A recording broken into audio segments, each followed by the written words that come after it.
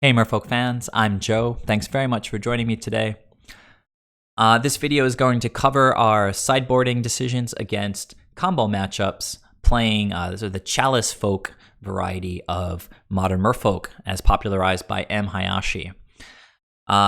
This will be the last video in this series. I hope you guys have found it useful. I hope a lot of you guys try this particular build of Merfolk because it's a lot of fun. It's very different, but it still runs a lot of the spells that we know and love. You know, all our Island Walk Lords, our AEther Vials, our Spreading Seas. And if you guys want access to this sideboarding guide as a downloadable PDF, just head over to my Patreon page and pledge $1 or $2. And you'll be able to download this as a PDF file, which you can access, while you're playing against any of these matchups on Magic Online. Or you can even print it out and take it with you to your game store if you're going to like Modern Night or something. So with that out of the way, let's dive into our combo matchups. First up is Bring to Light Scapeshift. It's a poor matchup for Chalice. They have very, very few 1 CMC creatures, or spells. So we're just gonna take all the Chalices out. They also don't have a lot of creatures, so we're gonna take out all the Dismembers. Yes, they do sideboard into a few creatures like Obstinate Baloth, things like that, to gain some life and hopefully gain turns against aggressive decks like Merfolk. And Dismember is solid against them, but they're really not a big threat for us.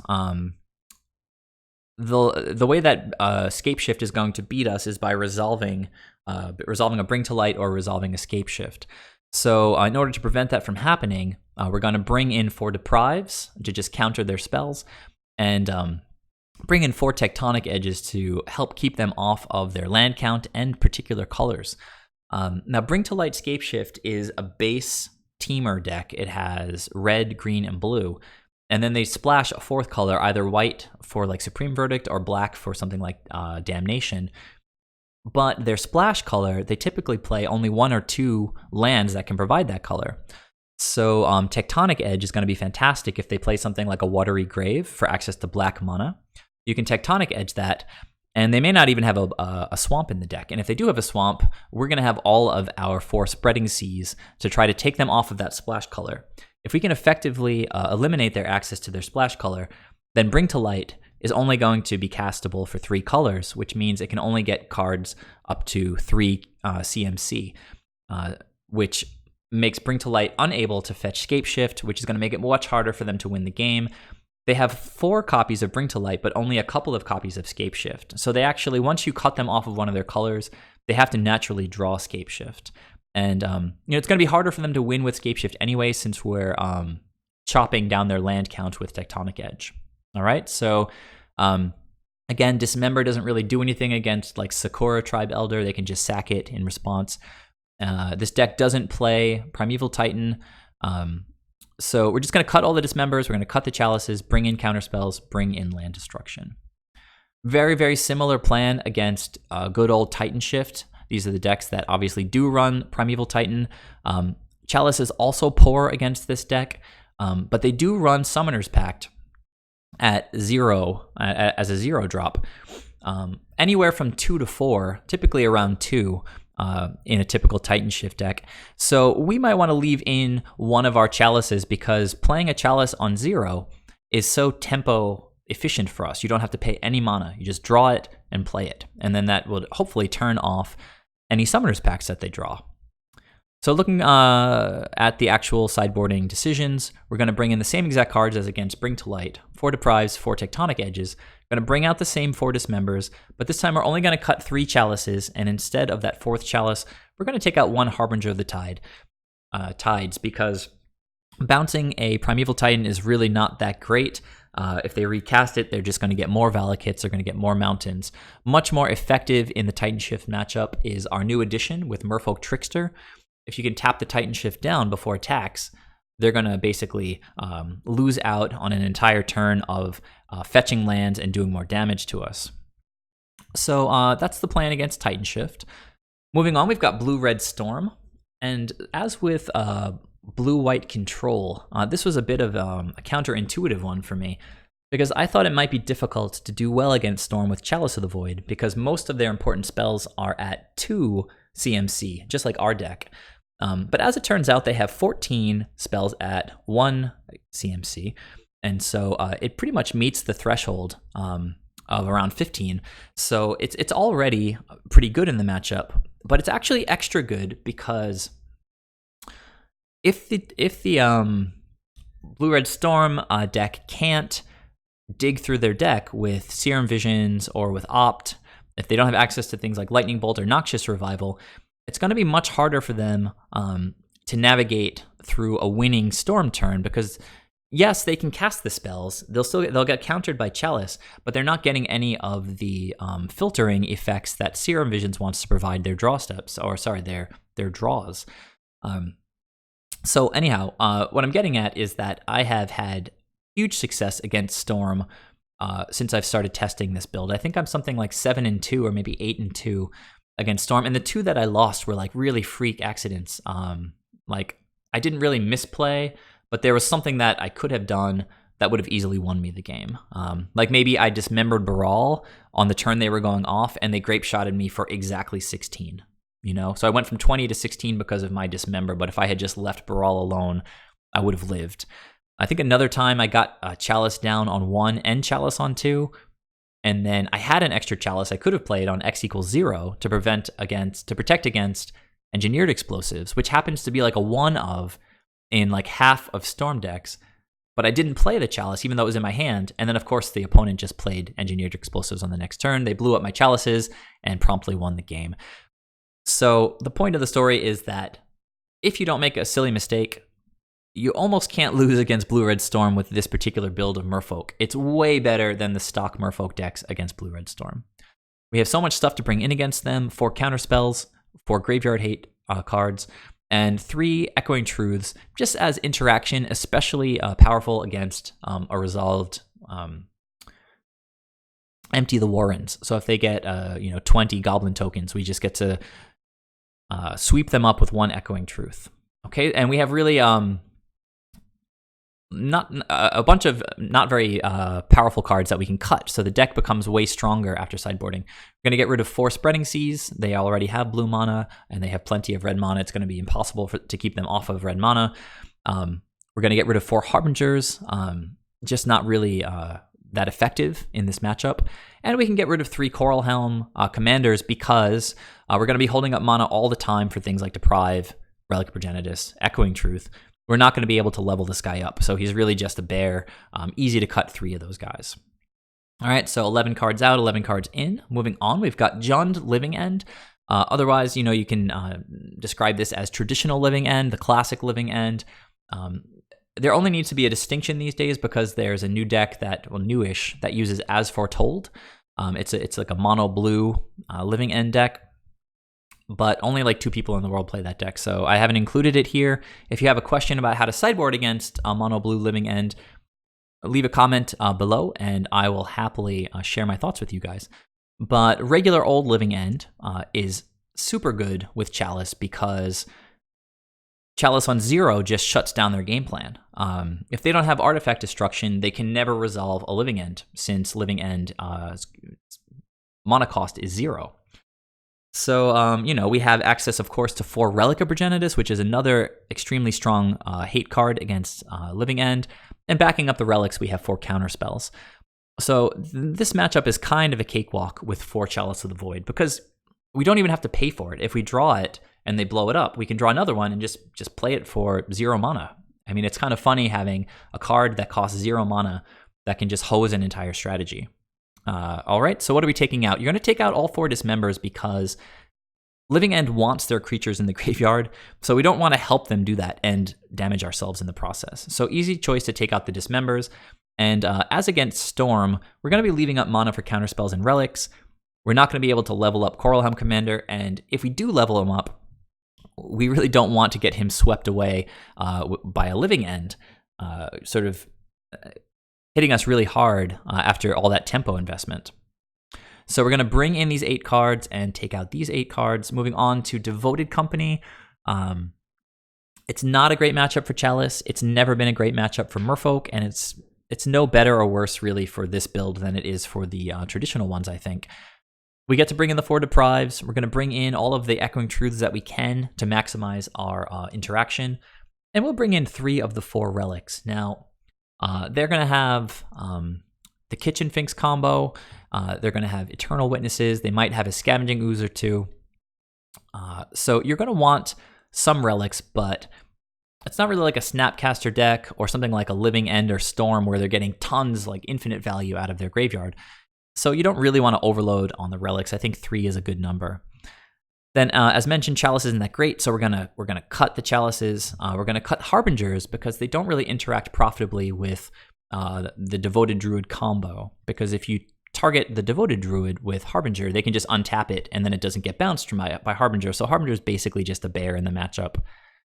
And then we'll cut 2 of our Spreading Seas. We'll keep 2 in because the strategy can go pretty wide, and we want access to Island Walk, but it's very difficult to screw them on their colors because they're going to have access to many mana dorks. All right, so that's the strategy. It's 10 cards in, 10 cards out. Moving on, we've got Elves, which is an excellent matchup for Chalice. All of their mana dorks, well, the vast majority of their mana dorks are 1-drops. We've got Llanowar Elves, Elvish Mystic, Heritage Druid, and then they've got Nettle Sentinels as a beater. Also, that's sort of a mana engine in combination with Heritage Druid. So getting down to turn 2 Chalice can be really powerful against Elves. We don't have a lot to do against them. We're going to bring in our Echoing Truths and just cut 2 Coralhelms and 1 Spreading Seas. We really want access to our Island Walk in this matchup, but it can be a bit of a tempo threat to sort of take turn 2 off, or really just spend 2 mana on a Spreading Seas anytime before an Alpha Strike, because Elves is just going to keep going wide. And if you take off a turn to cast a Spreading Seas, they're gonna have a faster clock than you. That is, unless you get to a Chalice on 1 down before you start casting things like Spreading Seas. All right, so increase your creature interaction, trim the creatures that force you to involve a lot of mana and tempo, or invest a lot of mana and tempo. And just trim 1 of our Seas. So just minor changes. We're pretty well set up against Elves with Chalicefolk. Next up, you've got Krark Clan Ironworks combo, KCI for short, and it is a really, really good matchup for Chalice. They've got anywhere between 17 and 20 1-drops and 4 0-drops. Now, they do have 3 main deck engineered explosives, which they can play for 0 and just wipe away any Chalices that we manage to resolve. But since it is so powerful in the matchup, we still want to run the Chalices even though they have the engineered explosives. If they choose to use engineered explosives on 0, that means they're not using it on 2 and wiping away our creatures. So odds are we're probably doing pretty well if we resolve a Chalice against KCI. So we're going to bring in our Deprives, we're going to bring in our Relics. It is a combo that cycles things through the graveyard, so having access to Relic is going to help us a lot. And then rounding out the playset of Echoing Truth is just hopefully going to slow them down. You can bounce a Krark Clan Ironworks after they play it and make it harder for them to go off on that turn. Basically, it just gives us a way to interact with them. If they try to blow up all our 2-drops, we can bounce some of them to our hands with an Echoing Truth.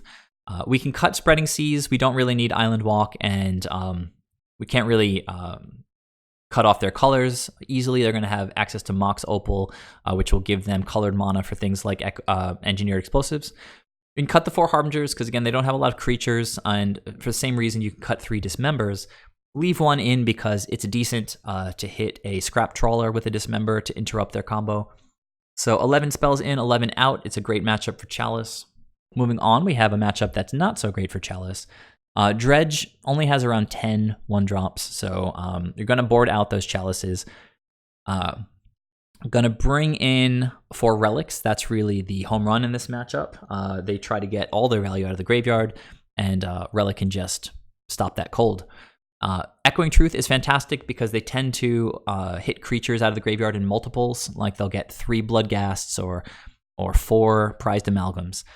Throwing those things back into the opponent's hand can gain you 1 turn, 2 turns, even more. So Echoing Truth, very powerful in the matchup. And I really enjoy having access to 2 counter spells.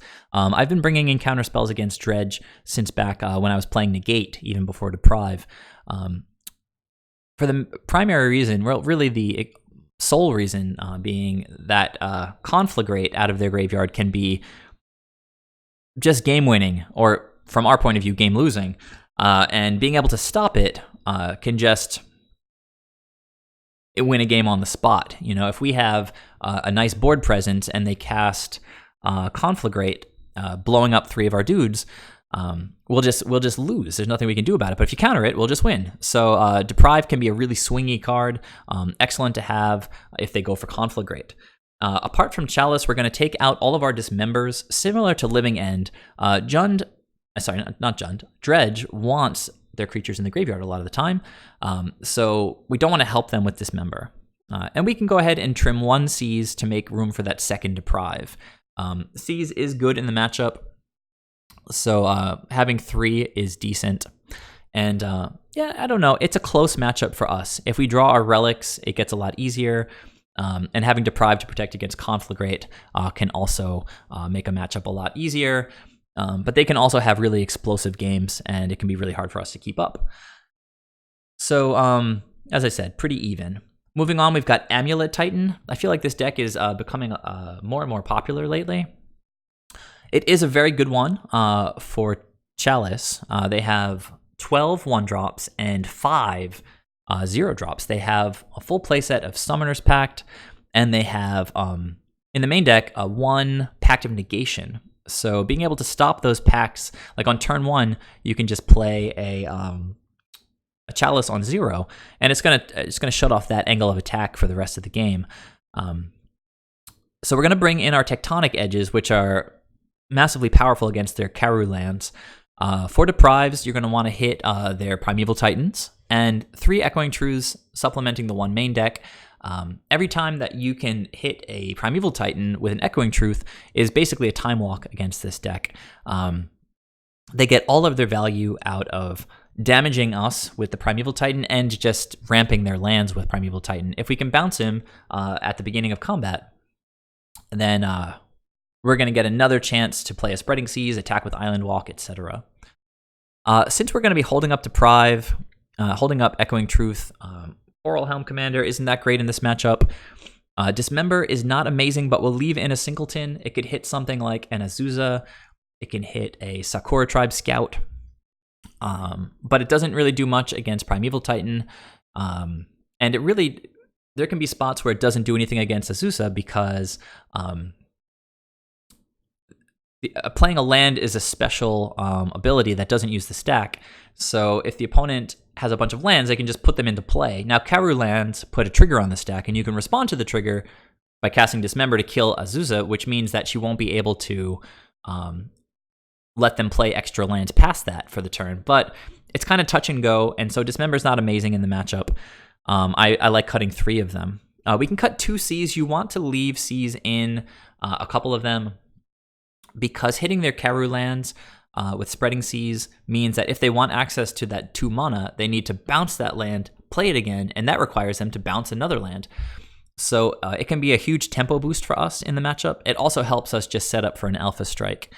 So a couple of Spreading Seas, and then we're just going to trim 2 Island Walk Lords because we don't need 8 of them in this matchup. So that's 11 cards in and 11 cards out. Next up is Infect, which is hands down one of the absolute best matchups for Chalice. They have 31 drops.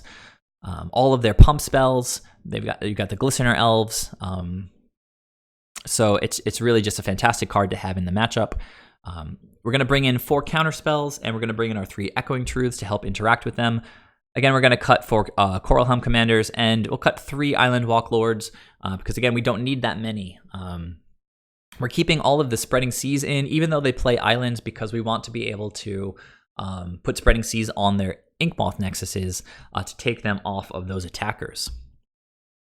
Next up is Ad Nauseam, and this is a sneaky one that's really, really good for Chalice, because they're going to have, probably against Merfolk, the full playset of Pact of Negation to protect their combo turn, and they're also going to have potentially a singleton Slaughter Pact, and they'll also have a full playset of Lotus Blooms. And as a suspend spell without a casting cost, Chalice on 0 will counter any of their Lotus Blooms. So being able to draw a Chalice in our opening hand and put it immediately onto the table at 0 can get a lot of value in this matchup. Additionally, they have 14 1-drops, which, as you guys know by now, is pretty much at the threshold that I look for Chalice being good as sort of a baseline. So past Chalice, we're going to look to have Deprive in the matchup and our Echoing Truths. So I should mention another really important 1-drop that ad nauseum hits beyond like Serum Visions and a Sleight of Hand is Angel's Grace. That's a split-second spell, so we normally can't counter it, but Chalice of the Void does counter Angel's Grace. It'll force them, if they want to go off, to use Phyrexian Unlife, and that's where Echoing Truth comes in. If they try to go off with Phyrexian Unlife and go to a negative life total, as soon as you bounce Phyrexian Unlife, they're going to die from that negative life total. So for Deprive, 3 Echoing Truths. You're going to take out 4 Dismembers. They don't really play creatures, and take out 3 Spreading Seas, leaving 1 in just in the event that they play and draw a Boseiju, because that spell will make their combo spell uncounterable. That's really the best target for a Seize, and at worst, Spreading Seas just cycles for us and helps us hit one of these high-impact cards. All right, next is Gristle Brand. Not a good matchup for Chalice. They only have around 5 1-drops. We're going to take out those Chalices and replace them with the Deprives. Relic is a home run because it's a graveyard strategy. And 3 Echoing Truths is going to just sort of slow down their combo turns. If we can bounce a Gristle Brand, they're not going to be able to go to attacks and gain more life and draw more cards. So taking out Chalices, taking out 4 Dismembers, can't really kill anything in the matchup. Also, Echoing Truth is great against if they get a World Spine Worm onto the table. It can bounce all of the tokens that it creates. And we can go ahead and cut 3 Seas. We don't really need access to Island Walk in the matchup. So that's 11 in and 11 out. And last but not least, we have Saheeli combo, otherwise known as Copycat. It's not a good Chalice matchup because they only have around 10 1-drops. Again, we're going to bring in our Deprives and our Echoing Truths to help interact with their combo. Cut the Chalices, cut 2 Seas. They do run islands, so typically we'll have access to Island Walk, but they can go pretty wide against us, and we want to make sure that we do have access to Island Walk. Again, Seas cycles, so that's great. And we don't need all 8 Island Walk Lords. We can trim one of them in this case in order to make space for more interaction with our counter spells and Echoing Truths. So that rounds out this playlist of sideboarding strategy videos for Chalicefolk, that brand of Merfolk that MHayashi has done so well with for the last 2.5 years across many different modern metagame landscapes. He's been posting 5-0 results consistently, not every month necessarily, but in a fashion that really no other Merfolk pilot has been able to do. But since he doesn't really share his secrets with his deck, I wanted to see if I could discover them by myself and try to share them with you. So I feel like I'm just at the beginning of this journey, sort of discovering and exploring the ins and outs of this deck. I hope some of you guys will join me on this sort of exploration of trying this really weird build of modern Merfolk. Yeah. That's it, really. Please leave some comments. Please subscribe if you haven't already. And if you'd like access to this document as a downloadable PDF, please visit my Patreon page and pledge $1 or $2.